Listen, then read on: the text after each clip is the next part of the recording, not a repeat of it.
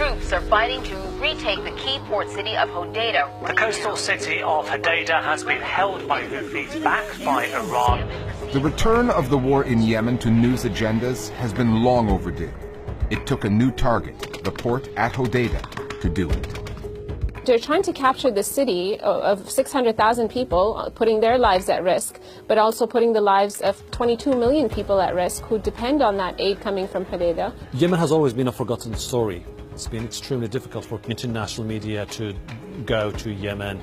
How can you tell that story if you don't have people operating in those areas? And that, for me, is the biggest challenge when covering the military campaign against the Houthis in Yemen. I don't think the lack of coverage is explained by the fact that it's difficult for journalists to get into the country. When there's an airstrike on a school or a hospital or a marketplace or a home, I can find pictures of that because people in Yemen take pictures of that. That's not the problem. The problem is an unwillingness to show the US or UK role in the conflict. The Shiite Muslim Houthis, supported by Iran. On the role of outsiders, one of the most skewed representations in this conflict has been the Western media's constant use of the term Iran-backed Houthi rebels. Iranian-backed Houthi rebels. Iranian-backed rebels in Yemen. Iranian-aligned rebels in Yemen.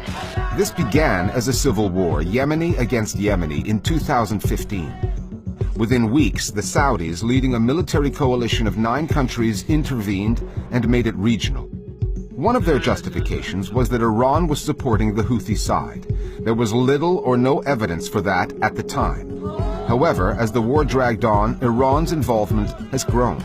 Still, the support Tehran provides the Houthis pales in comparison to the backing the Saudis and the UAE get from Washington and London. Between them, since the war began, the US and the UK have sold more than $12 billion worth of weapons to the Saudis alone, including some of the warplanes and the payloads they drop.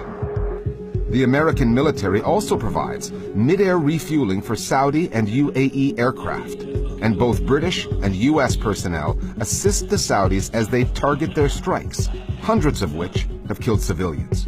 Warplanes from a Saudi-led coalition are taking off for Yemen. But on the relatively rare occasions when Western news outlets actually cover the story, have they ever used the term US and UK-backed Saudi and UAE forces?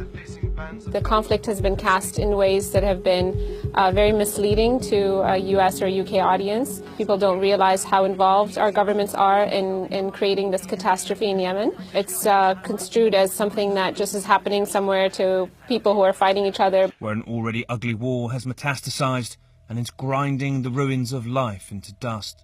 Casting it as a sectarian war and more often as a proxy war between Saudi Arabia and Iran, which is completely misguided. The very latest from the fighting in Yemen now, that proxy war really that's raging between Iran and Saudi Arabia.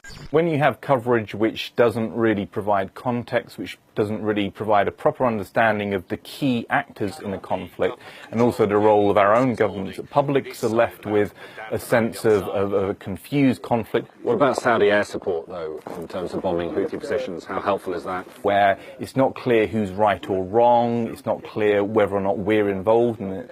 These are big political, economic and military relationships which would cause increasing degrees of public dissent if people were fully aware of what's going on. And you've got to remember there is a close relationship between government officials and journalists. About 2 million Yemenis. It's not just the journalists involved, it's the media outlets they work for.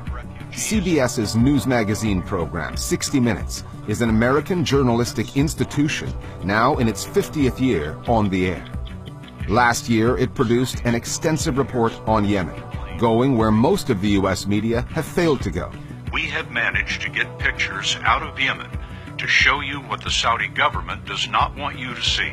Documenting the humanitarian catastrophe and openly criticizing Saudi Arabia. The report was 13 minutes long, but there was not a single mention of the U.S. role in the conflict, the weapon sales, or the military and logistical support. Not one. MSNBC is a 24-hour news channel Americans consider to be on the liberal side of the political spectrum. In 2017, the network produced exactly one news report on Yemen. One. MSNBC had 8,760 hours of airtime to fill last year. The total time it devoted to the Yemen story and the American angle in it, 3 minutes and 7 seconds. Now, if you don't know what country I'm talking about, maybe that is because we in the American press don't cover it very much.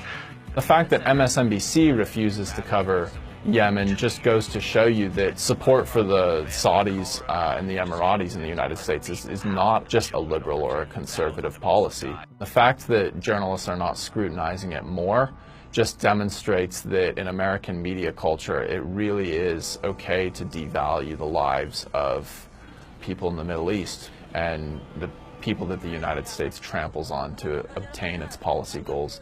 I also think that it's a really shocking failure of journalists to push back on the government's own narratives. Even apparently critical journalists on MSNBC become very reluctant to cover those issues. They mark out the boundaries of legitimate debate in a very significant way. Time and time again, when we look at media reporting of conflicts, in the case of Vietnam, and then really all the conflicts you have since then, the same pattern has emerged. So this is the biggest one you have. You bet. They are beautiful pictures of fearsome armaments. The liberal left not actually getting to the heart of the really important big issues when it comes to high foreign policy and war. There's a bigger picture at play in Yemen than most of the coverage from the outside world would have you believe. Broader power struggles that bedevil the Middle East. It's not just about Iran, ISIS, or Al-Qaeda. Nor is the lack of coverage solely about the lack of access. There's more to it than that. And however you frame it, media outlets that give the story the short, simplistic shrift are letting their viewers, as well as millions of Yemenis, down. If you go back to the last 20 years, international media would travel to Yemen. Al-Qaeda first struck a U.S. target in Yemen in 2000. Just to cover stories related to Al-Qaeda's presence in Yemen. Apart from that, it was really never on the radar screen of the international media. Suddenly, it was summed up to this fight against a proxy militia used by the Iranians to further destabilize the region. That's not true. We're 17, 18 years into a series of very major conflicts in the international system following 9/11.